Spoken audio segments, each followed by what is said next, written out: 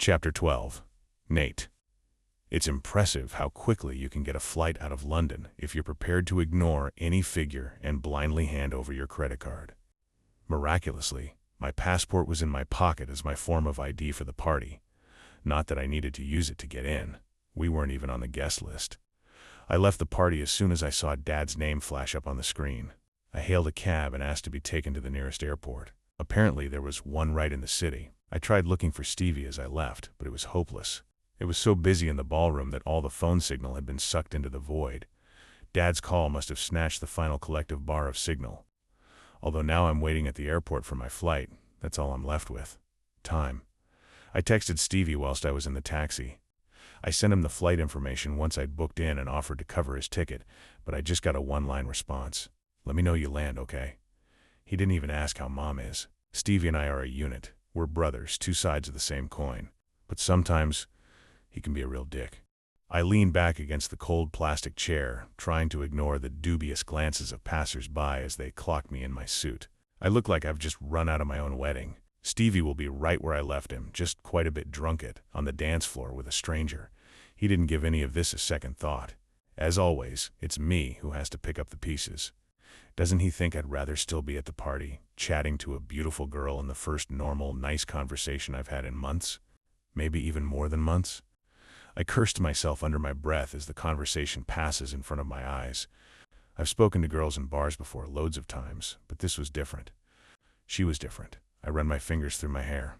I didn't even get her name. I barely said goodbye. I just leapt up and ran away like I was about to transform into a werewolf after spotting a full moon. I mean, God, what must she think? Feeling a rush of adrenaline, I pull out my phone again and send Stevie a voice note. Stevie, one more thing. Can you find the girl who is dressed as a bat and tell her I'm sorry? Will you see if she wants my number?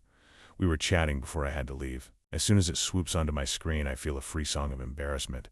How pathetic, sending a desperate voice note about someone when you don't even know their name. Jump as my phone buzzes. For a split second, I expect to see her. Maybe Stevie has miraculously found her and I can apologize and explain. Have a good flight. For pick you up at the airport. Mom, okay, just confused. It's not Stevie, it's Dad.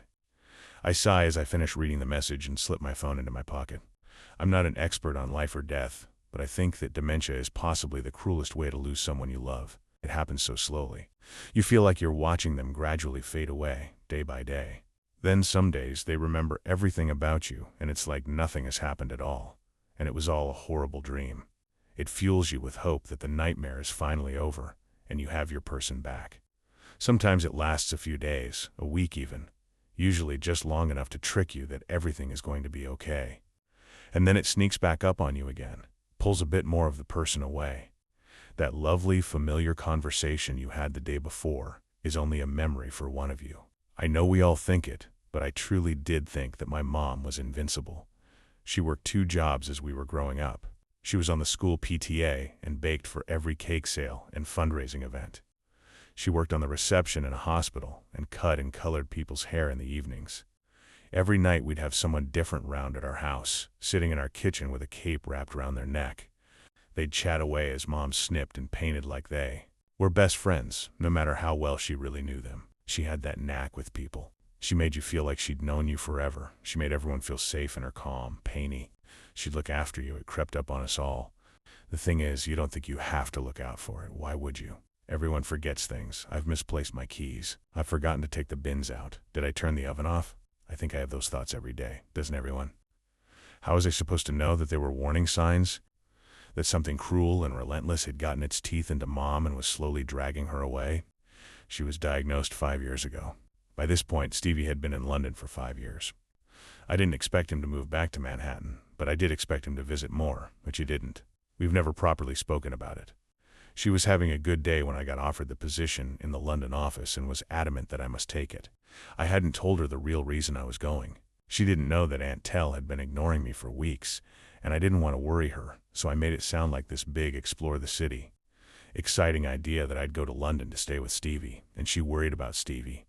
And I know she thought I'd go and look after him like the good big brother I was. She could never understand why I was hanging around so much anyway, and why I would even consider turning down the chance to go on a great adventure.